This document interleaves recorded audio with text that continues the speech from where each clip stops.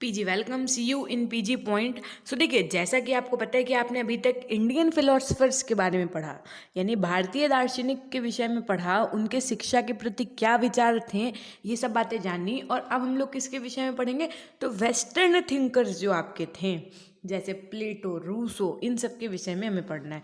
ठीक है, आज मे बी कितनी 4 या 5 होगी ना डेट। सो देखिए 7 या 8 तक आपका ये पेपर 1 जो आपका चल रहा है, फिलोसफिकल पर्सपेक्टिव्स ऑफ एजुकेशन, शिक्षा के दार्शनिक परिप्रेक्ष्य, ये पूरा कंप्लीट हो जाएगा। यानी कि अब आपका क्वेश्चन चाहे जहाँ से आए, आप ये पूरी प्लेलिस्ट उठा लीजिए। इसमें कम से कम मे बी 25 क्लासेस हो गई होंगी, है ना। तो ये 25 क्लासेस आप कंप्लीट करिए, 20-25 क्लासेस, और आपका कोई क्वेश्चन बच के नहीं जाएगा। ठीक, अब देखिए, आज हम लोग बात करेंगे प्लेटो के विषय में। उससे पहले आपको एक विशेष सूचना दे दूं कि यदि आपको इन क्लासेस की पीडीएफ चाहिए तो आप हमारे टेलीग्राम चैनल से जुड़ जाइए। टेलीग्राम चैनल का लिंक आपको डिस्क्रिप्शन बॉक्स, कमेंट सेक्शन, दोनों जगह पे मिल जाएगा। और हाँ, साथ में आप लोगों से एक बात और कहनी थी कि जैसे बहुत से बच्चे ये कहते हैं ना कि मैम मैं इस यूनिवर्सिटी से हूँ, मैं उस यूनिवर्सिटी से हूँ। आप किसी भी यूनिवर्सिटी से हों, ठीक है, ये मैटर नहीं करता है। आप पूछेंगे आप क्यों, क्या मेरी यूनिवर्सिटी का सिलेबस अलग नहीं होगा? बिल्कुल नहीं होगा। क्यों? देखिए, जो आपकी यूनिवर्सिटी में मे बी पेपर 1 और 2 कंबाइन हो, वो किसी और की यूनिवर्सिटी में पेपर 1 में हो। अब आप बताइए, टॉपिक तो सब वही रहेंगे ना। अब जैसे आपको प्लेटो के बारे में आज मैं पढ़ा रही हूँ, आपके अगर आप चेक करिए, आप इतना तो आप कर सकते हैं ना। आपका काम सिर्फ क्या है, अपने कॉलेज से आप या अपनी ऑफिशियल वेबसाइट से सिलेबस डाउनलोड कर लीजिए। सिलेबस डाउनलोड करने के बाद में आप हमारी क्लासेस देखते रहिए, और अगर आपके में वो टॉपिक है तो बस वो टॉपिक पढ़ते रहिए। और आपको पता है कि थंबनेल में टॉपिक मेंशन कर देते हैं ना हम, यहाँ पे आपको टॉपिक लिखा मिल जाता होगा।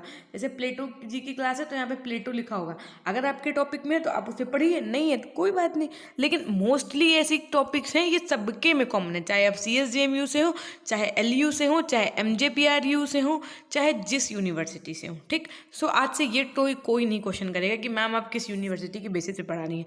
और अगर ऐसा कुछ है तो देखिए, CSJMU वाले जो बच्चे हैं वो सुन लें ध्यान से, क्योंकि उनका इस बार सिलेबस में बदलाव हुआ है, उनके में सेमेस्टर प्रणाली आई है, तो ये क्लासेस मैं उनके ही हिसाब से चलाऊंगी। ठीक, और बाकी के जो बच्चे हैं उनको मैं बता दूं कि वो क्या करेंगे, अपने टॉपिक से मैच करके पढ़ेंगे। टॉपिक सबके सेम है। ठीक, आइए शुरू करते हैं कि प्लेटो अपने समय के महान विद्वान थे। एथेंस की सभ्यता प्लेटो के विचारों की देन थी। प्लेटो के पिता अरिस्टन एक अच्छे खिलाड़ी थे। उस समय खेलों और संगीत के माध्यम से शिक्षा देने की व्यवस्था थी। प्लेटो को भी इन्हीं के द्वारा शिक्षा प्राप्त हुई। प्लेटो जब 20 वर्ष की आयु के थे, सुकरात के संपर्क में आए। उस समय सुकरात ग्रीक के महान दार्शनिक थे। प्लेटो जहाँ धनी परिवार से संबंधित थे, वहीं सुकरात अत्यंत निर्धन थे। सुकरात के व्यक्तित्व और विचारों ने प्लेटो को अत्यंत प्रभावित किया।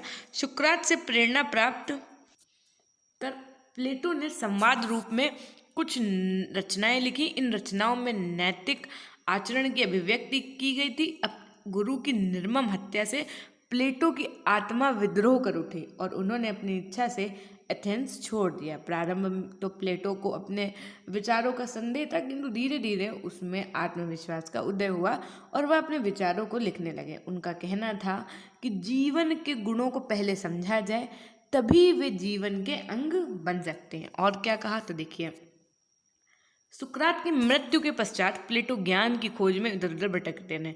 वह मिस्र और मेगारा में रहा करते थे तथा मिस्र की शिक्षा व्यवस्था से वह बहुत प्रभावित हुए।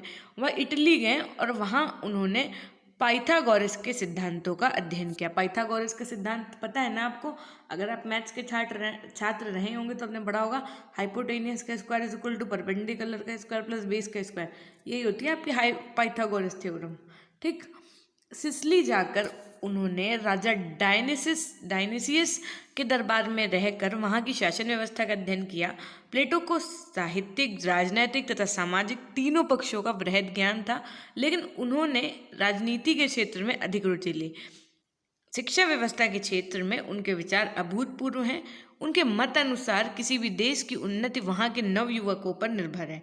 देखिए, ये बहुत अल्टीमेट बात बोली इन्होंने जिन्हें शिक्षा प्रदान कर कुशल नागरिक के रूप में तैयार किया जाना है। यानी शिक्षा किस पर डिपेंडेंट है, तो आजकल की जनरेशन पे, जिसे आप कह सकते हैं नवयुवक, उन्होंने व्यक्ति को अच्छा नागरिक बनाने हेतु पाठ्यचर्या में दर्शन शास्त्र, संगीत, गणित, शिक्षा, मनोविज्ञान, राजनीति और समाज शास्त्र पढ़ाने की व्यवस्था की। वह कसौटी पर परखे हुए सिद्धांतों को ही स्वीकार करते थे। वस्तुतः आज एक यूरोप की राजनीति, दर्शन शास्त्र, समाजशास्त्र एवं शिक्षा व्यवस्था प्लेटो के विचार से ही प्रभावित है। प्लेटो के विचारों से सूचना विश्व ही प्रभावित रहा है। प्लेटो की कुछ प्रमुख कृतियां हैं, आइए जानते हैं क्या। तो देखिए, प्लेटो की शिक्षा व राजनीति संबंधी 2 रचनाएं अत्यंत महत्वपूर्ण है। कौन कौन सी? पहला द रिपब्लिक, दूसरा द लॉस। प्लेटो ने सुकरात पर भी एक पुस्तक वार्तालाप के रूप में लिखी थी। रिपब्लिक ग्रंथ साहित्य का एक उत्कृष्ट नमूना है जिसमें शिक्षा, राज्य व राजनीति के संबंध में विचार संग्रहित हैं। ये पुस्तक दार्शनिक दृष्टिकोण से लिखी गई एक महान रचना है। द लॉज रचना के प्लेटो के संपूर्ण जीवन का दार्शनिक निष्कर्ष कहा जा सकता है। इसकी रचना प्लेटो ने अपनी वृद्धावस्था में की थी। अब देखिए जरा प्लेटो के जीवन दर्शन। ज्ञान, सबसे पहले नॉलेज। सुकरात के अनुसार ज्ञान आत्मा को संस्कारों के रूप में मिलता है और मनुष्य के मस्तिष्क में उपस्थित रहता है। जन्म लेने पर यह ज्ञान संस्कारों के रूप में व्यक्ति को मिल जाता है। प्लेटो ने सुकरात से प्रभावित होकर ज्ञान को 3 प्रमुख स्रोत बताए। कौन कौन से? पहला ज्ञान इंद्रियों से प्राप्त ज्ञान, जैसे क्या होते हैं, जैसे ठोस, द्रव, गैस, लाल, सुगंध, दुर्गंध, ये सब क्या है? ज्ञान इंद्रियों से प्राप्त ज्ञान है। किसी वस्तु के प्रति अपनी सम्मति, यानी पहले व्यक्ति ज्ञान इंद्रियजन्य ज्ञान प्राप्त करता है, फिर वह किसी वस्तु के प्रति अपनी सम्मति देने लगता है, परंतु यह सम्मति वैयक्तिक भेद के कारण सभी को समान रूप से मान्य नहीं होती, इसलिए यह ज्ञान विश्वसनीय नहीं माना जाता है। फिर देखिए मस्तिष्क जन्य ज्ञान यानी विवेक जिसे आप कहते हैं, ये क्या होता है? ये सर्वोत्तम ज्ञान है जिसमें सत्यम, शिवम और सुंदरम के गुण छिपे होते हैं। गणित संबंधी ज्ञान इसी प्रकार का ज्ञान है। सूक्ष्म होने के कारण इस ज्ञान को स्थूल पदार्थ की भांति नहीं जाना जा सकता है, फिर भी इसकी कल्पना की जा सकती है। यह ज्ञान विचारात्मक मौलिक चिंतन पर आधारित एवं प्रमाणित होता है। यह सार्वभौमिक रूप से सर्वमान्य होता है। शरीर और आत्मा यानी बॉडी एंड सोल। प्लेटो आदर्शवादी दार्शनिक था। उसने आत्मा और शरीर के बीच अंतर स्पष्ट करने का प्रयत्न किया। मानव आत्मा और शरीर से बनता है और यह विश्व की सर्वोत्तम रचना है। यह जगत का सार है। शरीर की रचना भौतिक तत्वों से होती है, इसलिए हमें बहुत से विकार और बुराइयां होती हैं। प्लेटो के अनुसार आत्मा सद्गुणों से युक्त होती है। इसके 3 अंश हैं, पहला तृष्णा, दूसरा साहस और तीसरा विवेक। तृष्णा इसका केंद्र नाभि है तथा दैहिक इच्छाएं इसी से पैदा होती हैं। इसका केंद्र हृदय है। साहस और सहनशीलता इसी से उत्पन्न होती है। यह सभी कार्यों का प्रोत्साहन देती है। विवेक का यहाँ पे क्या है केंद्र? तो मस्तिष्क है। विवेक सदैव एक सा रहता है, इसका रूप नहीं बदलता। शरीर विवेक का बंदी गृह है। यदि शरीर से विवेक निकल जाए तो शरीर का अस्तित्व जो है वो नष्ट हो जाएगा। विवेक दैवी शक्ति का अंश है, इसी ने अच्छे कार्य प्रेरित होते हैं। भौतिक शरीर नेत्रों से देखकर प्रत्यक्ष ज्ञान की अनुभूति करता है, तो आत्मा विवेक से देखकर सत्यम, शिवम और सुंदरम की अनुभूति किया करती है। शिक्षा का लक्ष्य इसी विवेक को जागृत करना है, जिसके बिना जीवन की पूर्णता प्राप्त नहीं होती है। देखिए आप सभी के लिए एक बात बता दें कि क्लासेस पढ़ते रहिए। और हाँ, कुछ बच्चे कहते हैं कि मैम पेपर ऑब्जेक्टिव हो गई या सब्जेक्टिव। देखिए उन बच्चों को भी मैं एक बात बता दूं, आप जब मैंने आपको ये पूरी बुक बताइए, पूरी बुक कंप्लीट कराई है लाइन बाय लाइन पढ़ करके, अगर सब्जेक्टिव होता है तो भी आप लिख सकते हैं, और यदि ऑब्जेक्टिव होगा तो भी इन्हीं से तो क्वेश्चन बनेगा, कहीं बाहर से तो कुछ बनेगा नहीं। और क्यों टेंशन ले रहे हैं आप? मैं हूँ ना, जब कह रही हूँ कि अगर पेपर ऑब्जेक्टिव होता है मान लो, ठीक, तो उसको ऑफिशियल नोटिफिकेशन आने दीजिए। ऑफिशियल नोटिफिकेशन जब आ जाएगा तभी उसी के बेसिस पे बात करेंगे। ऐसे कुछ नहीं कहा जा सकता कि कैसा पेपर होगा, ठीक। और उसके बाद में बता दें कि आप पूरा वीडियो देखिए अंत तक, है ना, पढ़ते रहिए, चाहे जैसे पढ़िए पढ़ते रहिए बस, और नो डाउट कि आपका पेपर बहुत अच्छा होगा, मार्क्स भी बहुत अच्छे आएंगे, ठीक। देखिए प्लेटो के नैतिक आदर्श क्या रहे कि प्लेटो के शिक्षा सिद्धांत उसके आदर्शों पर आधारित हैं। प्लेटो प्रत्येक नागरिक को आदर्श नागरिक बनाना चाहता था।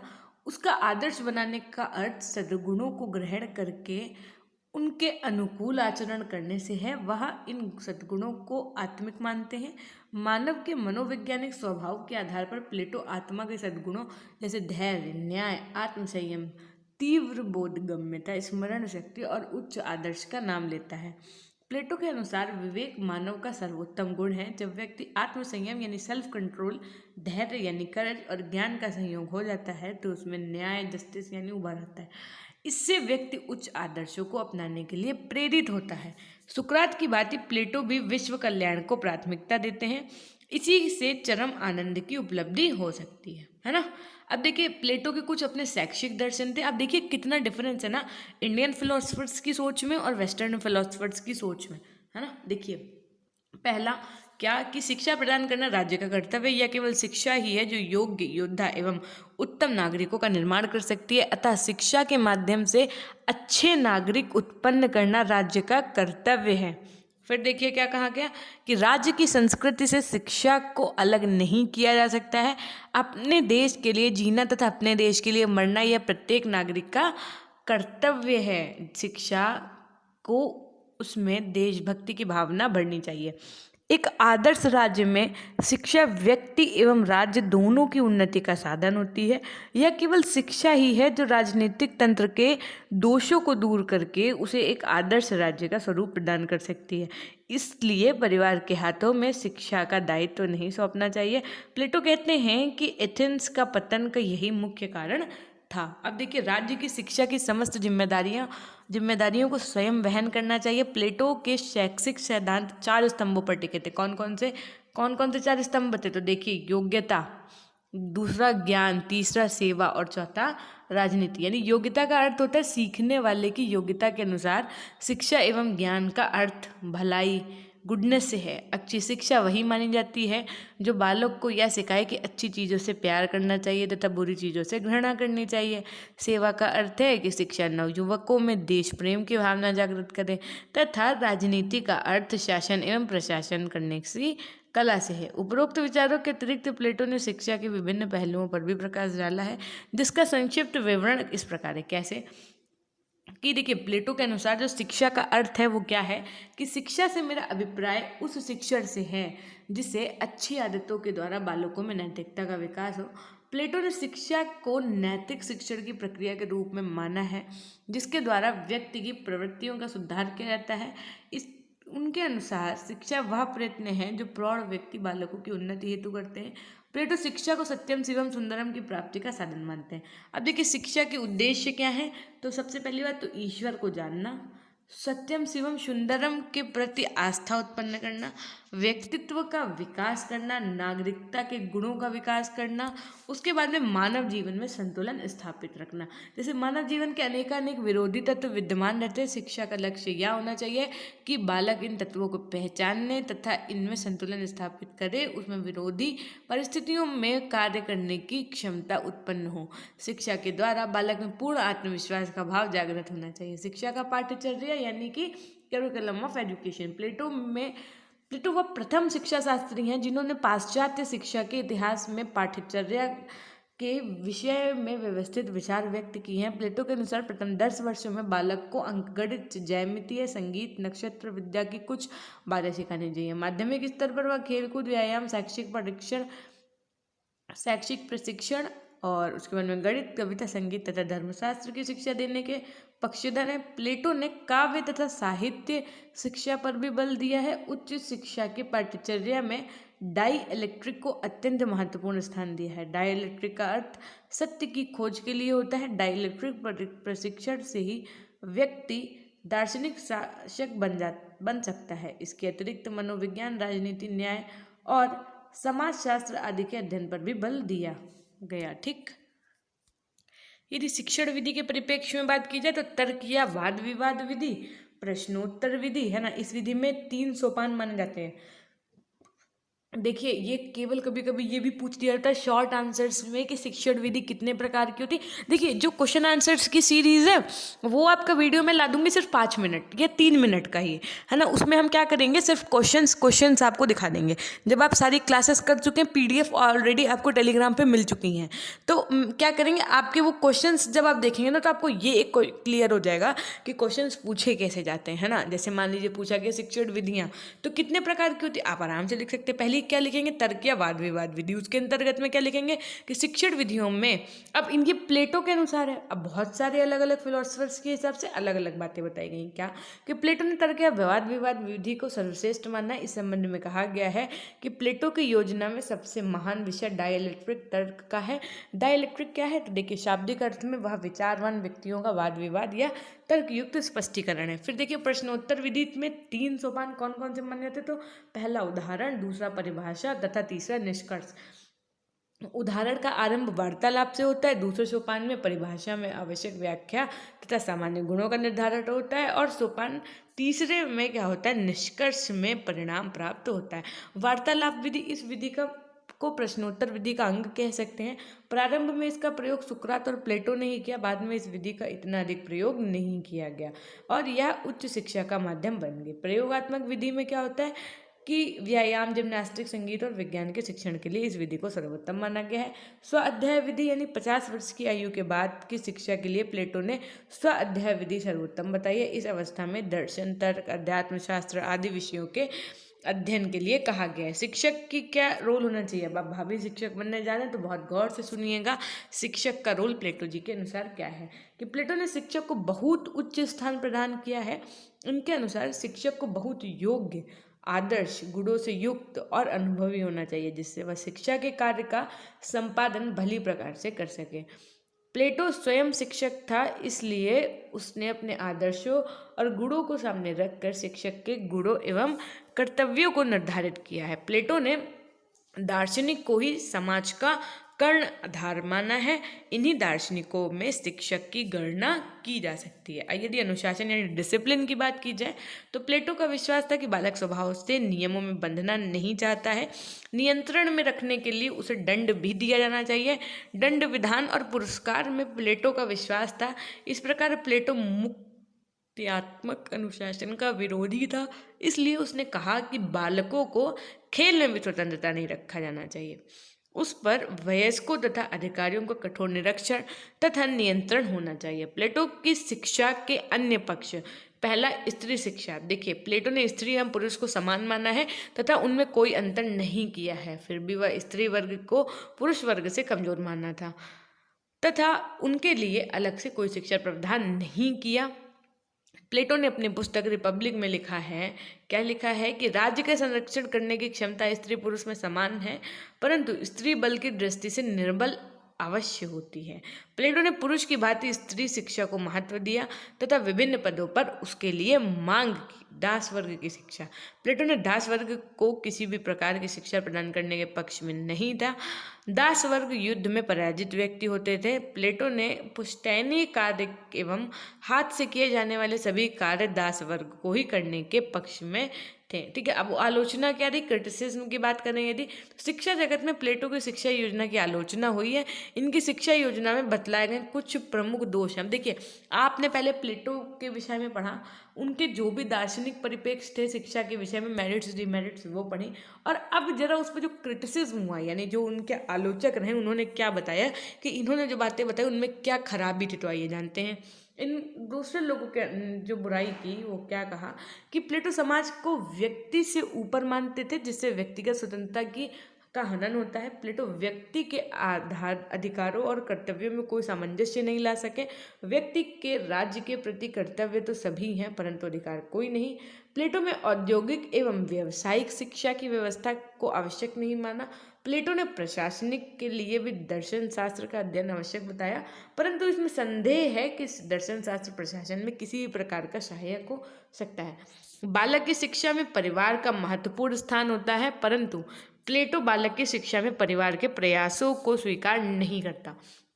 फिर देखिए, स्त्री पुरुष का स्वभाव व आवश्यकताएं भिन्न होने के कारण स्त्री की शिक्षा की पृथक व्यवस्था होनी चाहिए, परंतु प्लेटो ने स्त्री शिक्षा का पृथक उल्लेख नहीं किया।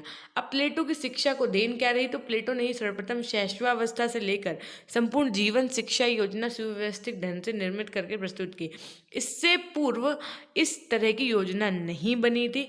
प्लेटो ने शिक्षा में आदर्शवादी दृष्टिकोण का समावेश किया, इसलिए व्यक्ति व समाज के समक्ष सत्यम शिवम सुंदरम का आदर्श रखा। प्लेटो ने शिक्षा को बुद्धि विवेक के आधार पर देने की योजना प्रस्तुत की। इस प्रकार उन्होंने बालक की शिक्षा को मनोवैज्ञानिक आधार प्रदान किया। प्लेटो ने संगीत की शिक्षा व शारीरिक शिक्षा में समन्वय का प्रयास किया। उनके शब्दों में बिना संगीत के पहलवान हिंसक पशु होगा और बिना व्यायाम के संगीतज्ञ कायर व्यक्ति होगा। प्लेटो ने स्त्रियों और पुरुषों को बराबर का दर्जा दिया। वस्तुतः उनका यह विचार आधुनिक विचारधाराओं के अनुकूल है। प्लेटो ने शिक्षा संबंधी सिद्धांतों को की केवल चर्चा ही नहीं की, वरन उन्होंने व्यवहारिक रूप प्रदान करने हेतु एकेडमी नामक संस्था की स्थापना की थी। वह एक योग्य एवं गुणी अध्यापक भी थे। प्लेटो दार्शनिक में एक बहुआयामी व्यक्ति थे, यानी कि डायनेमिक पर्सनालिटी के रूप में जाने जाते थे। देखिए, ये हो गए आपको प्लेटो के बारे में मेरिट्स डीमेरिट्स, उनके जो भी विचार हैं शिक्षा के प्रति, ईच एंड एवरीथिंग, और उनकी शिक्षा के विचारों को लेकर के कुछ जो आलोचक हुए उन्होंने क्या कहा, ये सब कुछ आप पढ़ चुके हैं। ठीक है, अब हम लोग बात करेंगे, जरा थोड़ी सी बात करके जाइएंगे आज आपसे, क्या कि आप हमारे टेलीग्राम चैनल से जुड़ सकते हैं, जिसका लिंक आपको डिस्क्रिप्शन बॉक्स और कमेंट सेक्शन में मिल जाएगा। और टेलीग्राम के चैनल का नाम भी आपका पीजी पॉइंट ही है। ठीक है, अब ज़रा आप हमको ये बताइएगा, कमेंट में कोई भी कमेंट क्या करिए तो उसमें लिख दिया करिए कि मैम मैं इस यूनिवर्सिटी से हूँ, और उसके बाद में अपनी बात लिखा करिए। यदि आपके पास कोई बात नहीं है फिर भी आपको कमेंट करना है, कमेंट्स में आपको थैंक यू ही चाहे लिखें। अगर आपको क्लास की कोई बात अच्छी लगी है तो वो लिख सकते हैं, अन्यथा क्लास को लाइक ज़रूर करें। पता है कुछ बच्चे ऐसे हैं कि जैसे कि 5 बजे क्लास अभी शुरू नहीं हुआ है, मैंने उसे लाइव पे लगा दिया है, कोई आया और डिसलाइक करके चला गया। मेरी ना आपसे एक हम्बल रिक्वेस्ट है, आप सिर्फ मेरी ही नहीं अपितु किसी भी यूट्यूबर की क्लास को या कुछ भी ऐसा वीडियो को डिसलाइक नहीं किया करिए। पता है डिसलाइक अब ऐसा भी नहीं है कि कोई वो एकदम ही बेकार हो, वो तो अलग की बात होगी। अब ये समझ आपको भी है कि कौन सा वीडियो अच्छा है कौन सा नहीं है, मतलब कहने का मतलब यह है डिसलाइक नहीं किया करिए किसी को भी। क्यों?